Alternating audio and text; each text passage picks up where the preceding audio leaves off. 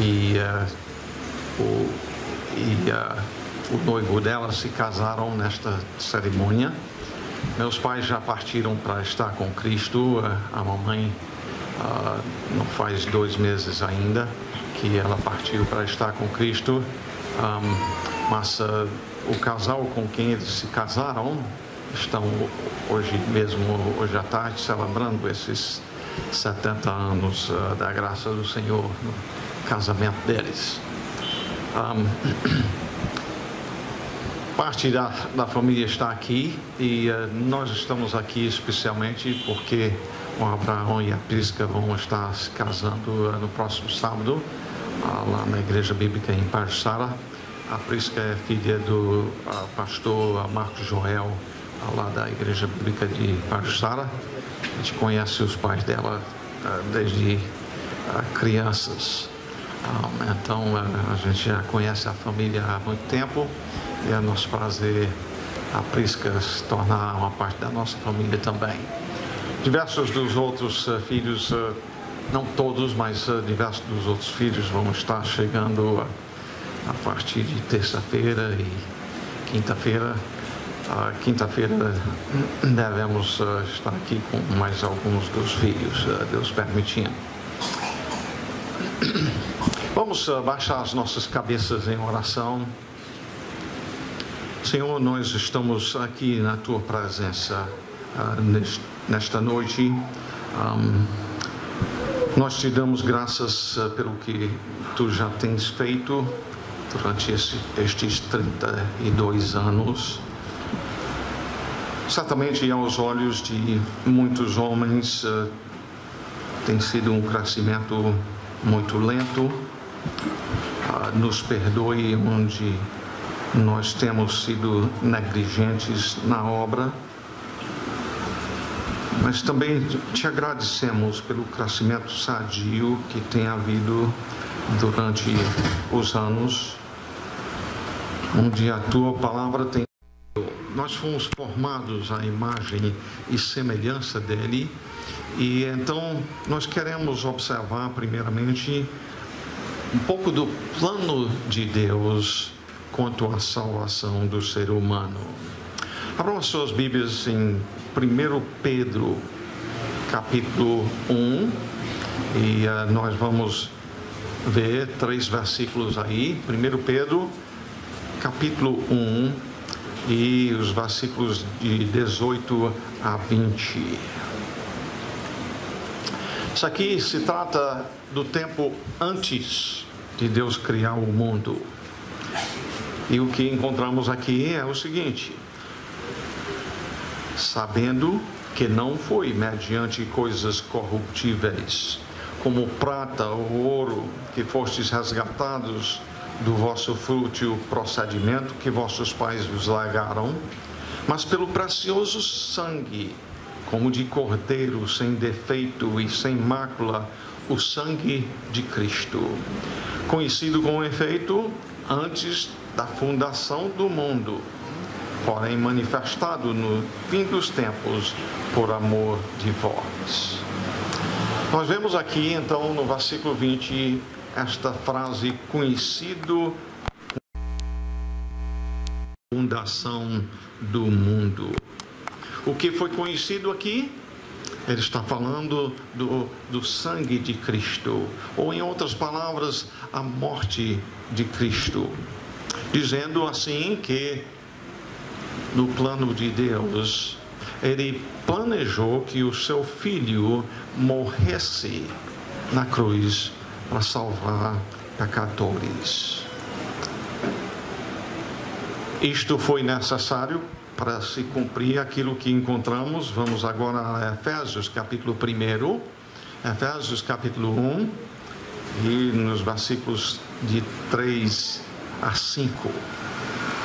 Eu gosto de dizer, enquanto vocês estão procurando, que é justamente por falta de entendimento destas coisas que Deus planejou até antes de fundar o mundo, é por isso que, não conhecendo isto, pessoas deixam de bendizer ou falar bem ou louvar o nome do Senhor.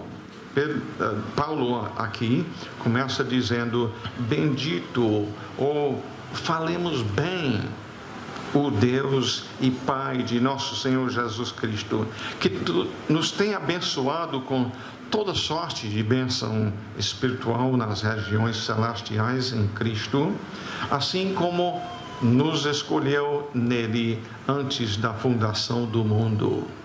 Ele fez isto. Ele escolheu antes da fundação do mundo. O objetivo dele, para sermos santos e irrepreensíveis.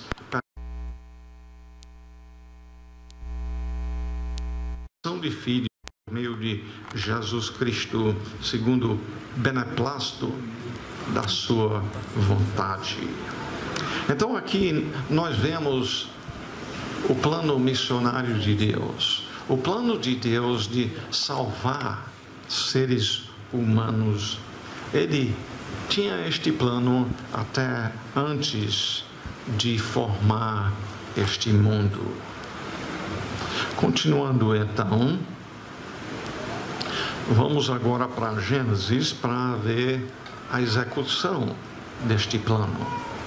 Em Gênesis capítulo 1, nós encontramos no versículo 27, criou Deus, pois, o homem à sua imagem, a imagem de Deus o criou, homem e mulher os criou. Deus então formou o homem à sua imagem e semelhança. Ele nos criou para viver em comunhão com Ele. Ele nos criou para vivermos em relação com Ele, para a glória dEle, tendo prazer nele, podendo dizer que o Senhor é o meu grande prazer. O homem demonstraria o seu amor para o Senhor obedecendo-lhe. E Deus deu a ele uma pequena ordem, que seria, na verdade, muito fácil obedecer.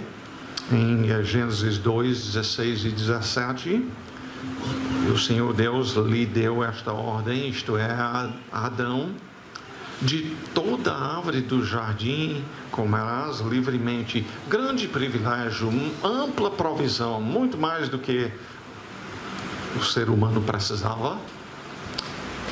Ele continuou dizendo: mas da árvore do conhecimento do bem e do mal não comerás, porque no dia em que dela comeres, certamente morrerás.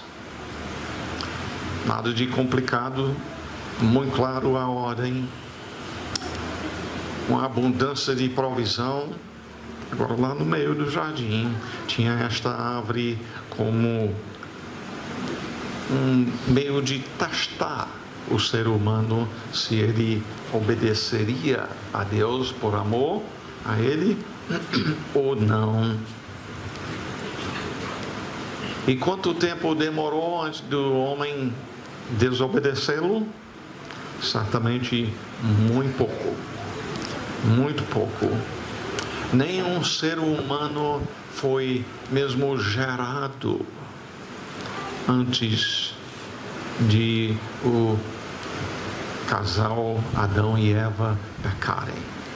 Isto porque o ser humano, nós todos somos pecadores por natureza desde o momento quando fomos concebidos. Em Gênesis 3 e 6, então, nós vendo a mulher que a árvore era boa para se comer, agradável aos olhos e desejável para dar entendimento, tomou-lhe do fruto e comeu, e deu ao seu marido, e ele comeu. Deus havia dito: comendo certamente morrerás. E aqui, dentro de tão pouco tempo, já estão comendo daquilo que Deus havia proibido. Mas nós estamos estudando sobre quem é Deus. Deus é missionário. E nós vemos isto na reação do Senhor ao pecado do ser humano.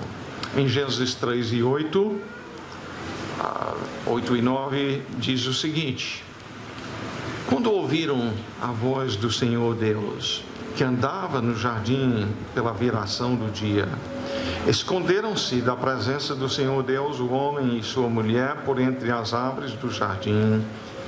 E chamou o Senhor Deus ao homem e lhe perguntou: onde estás? Se lembra, Deus tinha dito: se comer, morre. E Deus, sendo justo como é, ele poderia,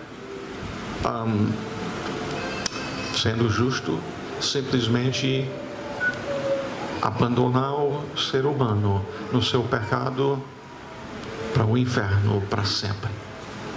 E ele não seria nada injusto ao fazer isto.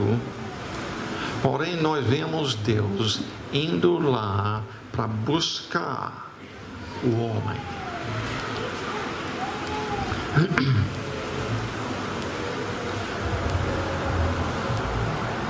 O primeiro passo na reconciliação entre Deus e o homem foi Deus que fez.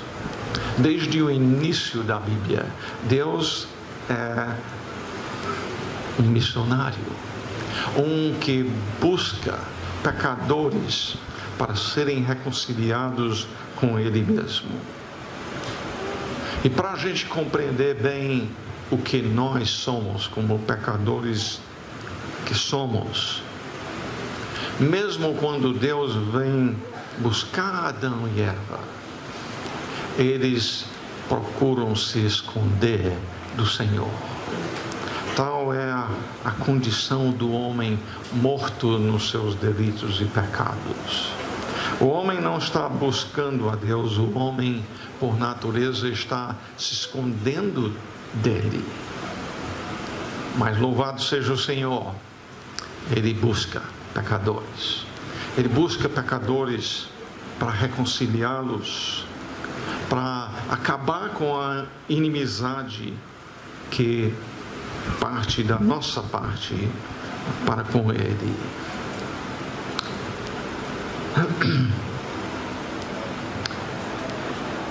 É como a Bíblia diz em Romanos capítulo 3 e versículo 1: não há quem busque a Deus.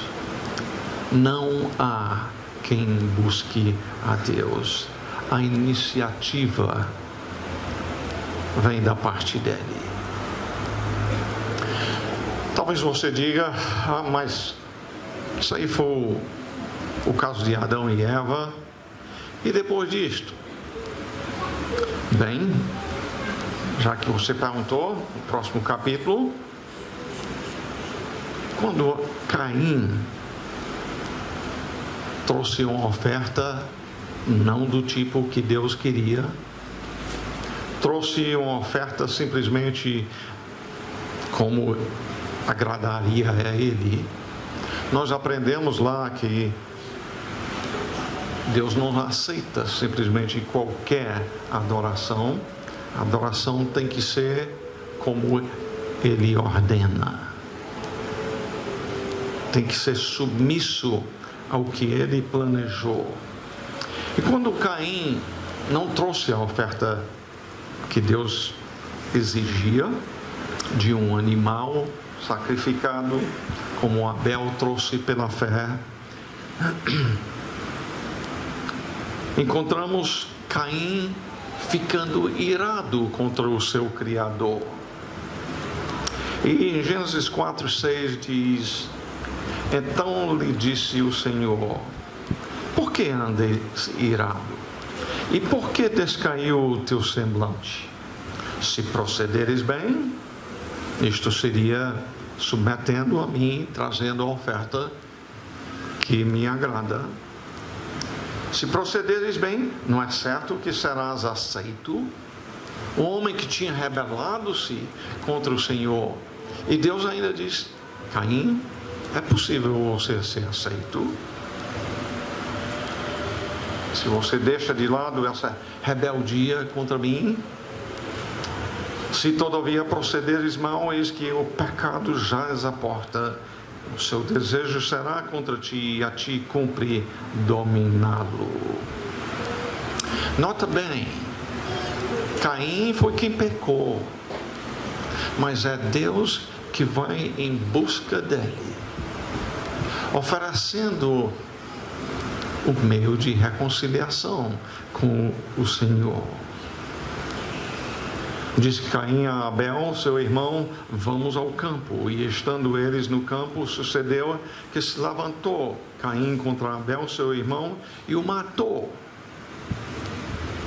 E o que encontramos logo em sequência? Disse o Senhor a Caim, novamente, não é Caim buscando a Deus, é Deus buscando a Caim. Onde está Abel, teu irmão? Ele respondeu, não sei. Acaso sou eu tutor de meu irmão?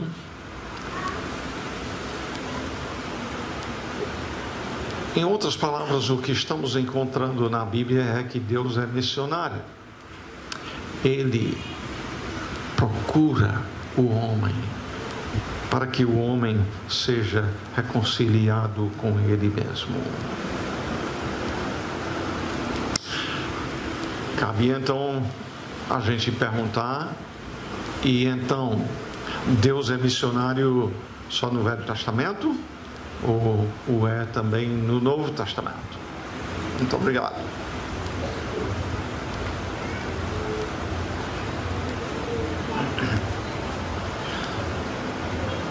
Aliás, o começo do Novo Testamento é Deus mandando o seu Filho Jesus Cristo aqui a este mundo. E como diz em Mateus 1 e 21, ela dará à luz um filho e lhe porás o nome de Jesus, porque ele salvará o seu povo dos pecados deles. Deus, sendo missionário, enviando o seu filho a este mundo para buscar e salvar, como Jesus disse, o perdido em Lucas 19:10. Então, o mesmo Deus do Velho Testamento é o Deus missionário também no Novo Testamento. Outro exemplo muito excelente quanto a isto nós encontramos em Atos capítulo 9. Se quiserem abrir as suas Bíblias lá. Em Atos capítulo 9 diz que Paulo estava buscando a Deus. Veja aqui o que o texto bíblico diz. Saulo, respirando ainda ameaças e morte contra os discípulos do Senhor, dirigiu-se ao sumo sacerdote e lhe pediu cartas para as sinagogas de Damasco, a fim de que, caso achasse alguns que eram do caminho, assim homens como mulheres, os levasse presos para Jerusalém. Ele está buscando a Deus nesse tempo? De jeito nenhum. Ele está atrás de matar os seguidores de Cristo. E com muito fervor, de Jerusalém para Damasco é como de Fortaleza a Boa Viagem. Longe, não tinha avião para ir, ou ônibus aí de luxo, confortável para chegar dentro de poucas horas, não. Então, Paulo está procurando matar e levar preso os seguidores de Cristo. E no versículo 3 continua dizendo, seguindo ele, Saulo ou Paulo, mais tarde Paulo, estrada fora, ao aproximar-se de Damasco, subitamente uma luz do céu brilhou ao seu redor, e caindo por terra ouviu uma voz que lhe dizia, Saulo, Saulo, por que tu me persegues? Ele perguntou: quem és tu, Senhor? E a resposta foi: eu sou Jesus, a quem tu persegues. Mas levanta-te, entra na cidade, onde te dirão o que te convém fazer. Paulo buscando a Cristo? Não. Cristo buscando um rebelde contra ele. O homem morto nos seus delitos e pecados não busca a Deus, não. E qualquer vez que o homem diga que está buscando a Deus, ainda é de uma maneira errônea e não agradável a Deus. O próprio livro diz em Romanos capítulo 3 e versículo 10, como está escrito, em outras palavras, Velho Testamento. Não é notícia nova ensinada por Paulo em Romanos 3. Não há justo nenhum sequer. Não há quem entenda, não há quem busque a Deus. Não há quem busque a Deus. É o Senhor que busca o homem. E como Ele o faz? É a pergunta que nós precisamos tratar agora. Ele busca o homem enviando a mim e a você para buscar os perdidos, pregando o Evangelho.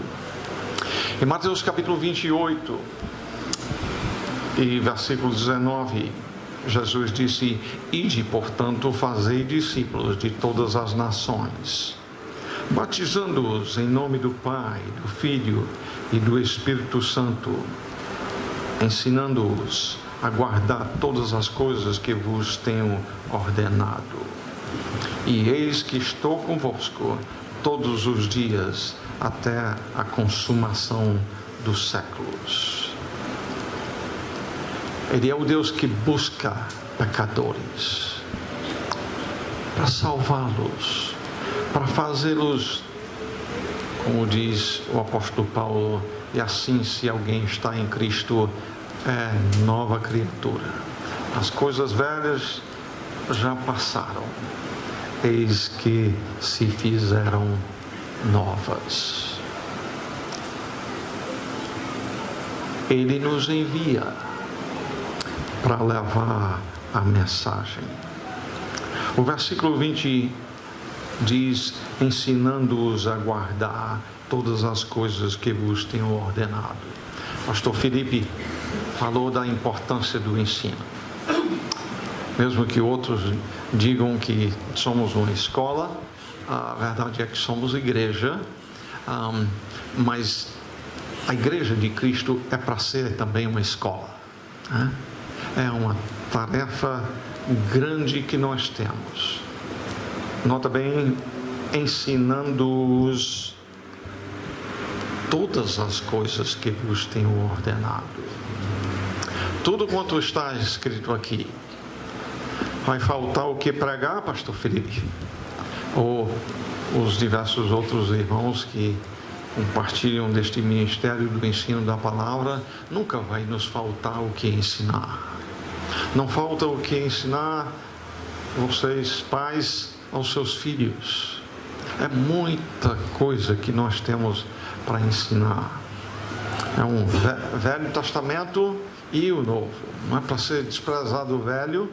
O Velho é inspirado por Deus e útil para o nosso ensino, para a repreensão, para a correção, para a educação na justiça, a fim de que o homem de Deus seja perfeito e perfeitamente habilitado para toda boa obra.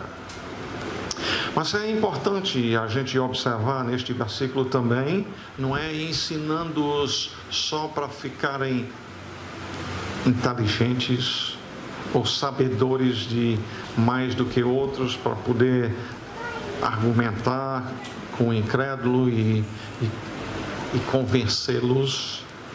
Na verdade, primeiramente, é para a gente andar com toda a humildade, mas é para a gente ensinar, como Jesus disse, a guardar, a levar pessoas a submeterem aquilo que o Senhor ensinou. Esta informação não é só para a gente crescer a cabeça, é para crescer em santidade de vida. É como nós vimos lá em Efésios, no começo, em Efésios 1, de 3 e 4. Bendito o Deus e Pai de nosso Senhor Jesus Cristo, que nos tem abençoado com toda sorte de bênçãos espirituais nas regiões celestiais em Cristo, assim como nos escolheu nele antes da fundação do mundo. E esta parte aqui que nós tínhamos visto antes, e eu quero enfatizar agora, para sermos santos e irrepreensíveis perante Ele. Este é o propósito dele. Não é só saber quem é Deus, mas que este saber afete as nossas vidas,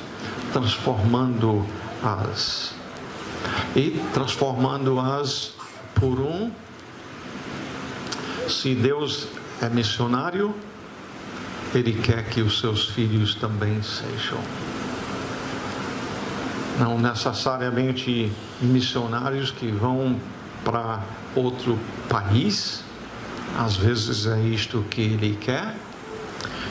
A igreja é para ser uma escola assim, preparando obreiros para a seara do Senhor.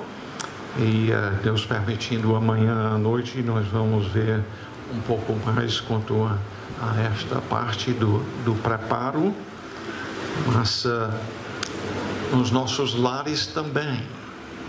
Nossos lares devem ser lares onde nós transmitimos a palavra do Senhor para os nossos filhos, onde recebemos pessoas e ensinamos a palavra.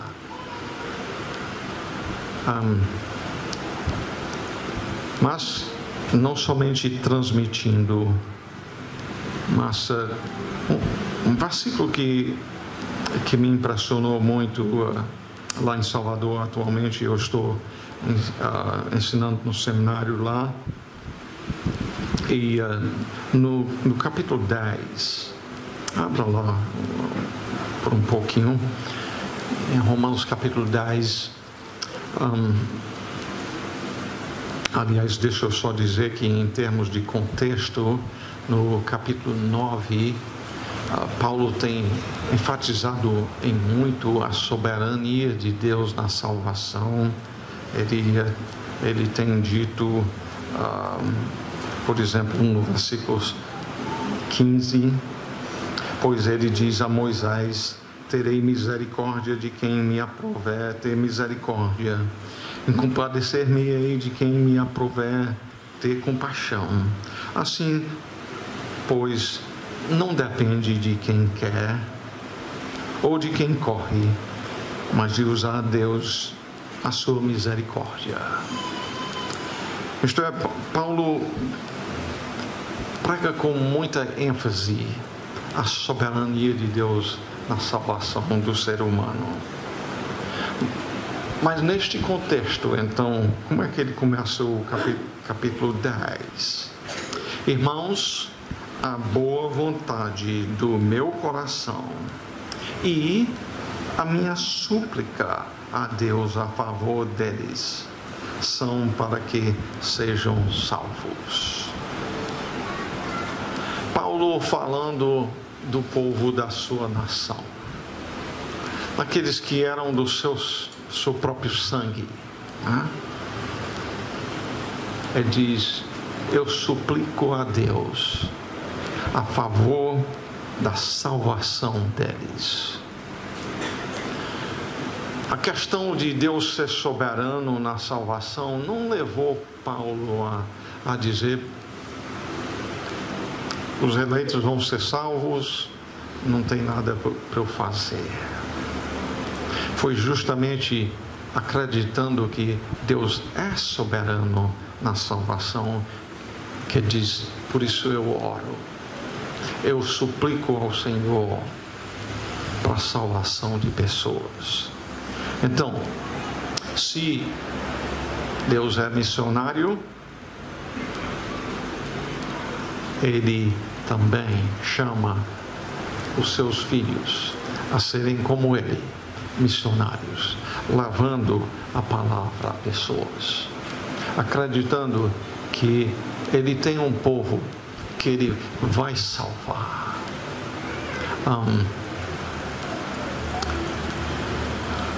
Especialmente eu estando aqui num evento como este e olhando para trás, a gente pode lembrar do tempo quando trabalhamos com muitos de vocês no começo da igreja aqui. E pensando como, em alguns casos, foram um bocado de anos antes de vermos o fruto de pessoas sendo salvas. E eu menciono isto a fim de encorajar vocês também. Eu espero que não seja só porque você semeia a palavra, você evangeliza, você chama pecadores ao arrependimento, a crerem em Cristo e não, talvez não tenha visto fruto ainda disto. Não desanime, não. Foram 32 anos atrás que nós começamos aqui e Deus tem operado, graças a Deus. Então,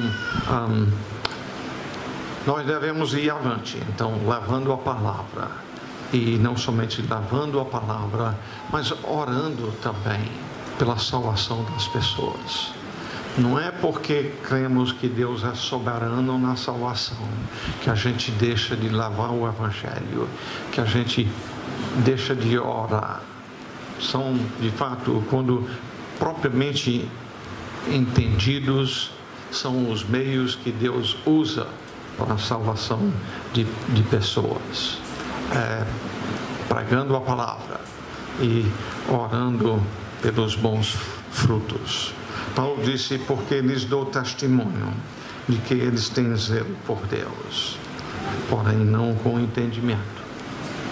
Certamente alguns dos seus vizinhos também são zelosos, religiosos, mas não com entendimento, não conhecem a palavra. Paulo continua dizendo: porquanto, desconhecendo a justiça de Deus e procurando estabelecer a sua própria, não se sujeitaram a que vem de Deus. Estudando o livro de Romanos para ensinar no seminário nesse semestre, uma das coisas que me impressionou lá no primeiro capítulo, nós encontramos Paulo introduzindo o seu assunto, dizendo: pois não me envergonho do Evangelho, porque é o poder de Deus para a salvação de todo aquele que crê, primeiro do judeu e também do grego, visto que a justiça de Deus se revela no Evangelho, de fé em fé, como está escrito: o justo viverá pela fé. E talvez nós pensaríamos que ele vai logo conversar e ensinar sobre o amor de Deus. É isto que grande parte dos seres humanos passam a fazer, não é? Mas para introduzir o Evangelho, qual é a primeira coisa que ele fala no versículo 18? Como é que o versículo 18 diz aí? Leia comigo. A ira de Deus se revela do céu contra toda impiedade e perversão dos homens, que detêm a verdade pela injustiça. No caso, Paulo não soube o Evangelho direito, para começar falando sobre a ira de Deus, ou é nós que não sabemos direito e precisamos aprender dele? Eu creio que é assim, não é? De fato, depois disto, sabe onde é que ele vai começar a falar do amor de Deus? Entenda que ao falar sobre isto, nós não estamos dizendo que Deus não é amor, mas o homem não compreende o amor de Deus se não compreende a justiça dele, a ira dele contra o pecado. E onde vamos começar a ver Paulo falar do amor de Deus é no capítulo 5, e versículo 5, se não me falhar a memória.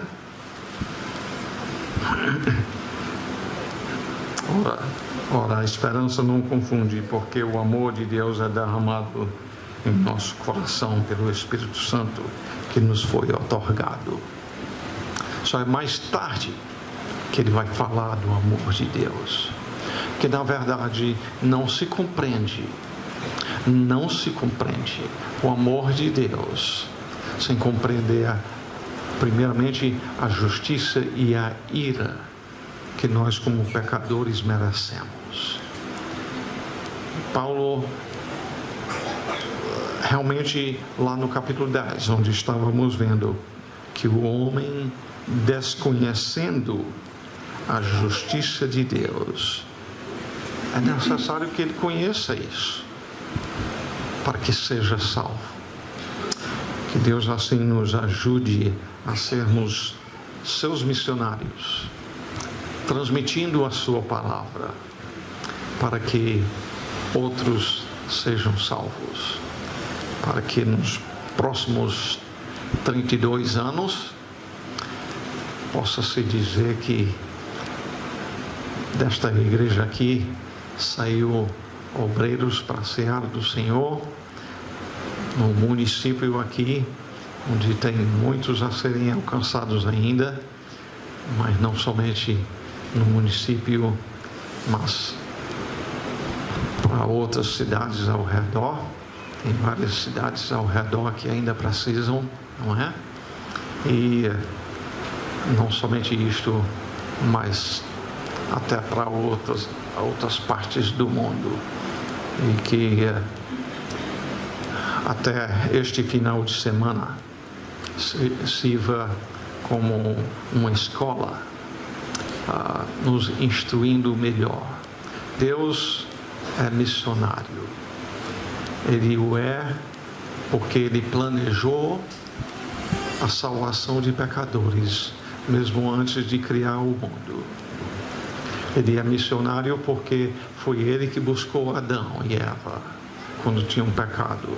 Ele buscou Caim quando tinha se rebelado contra ele.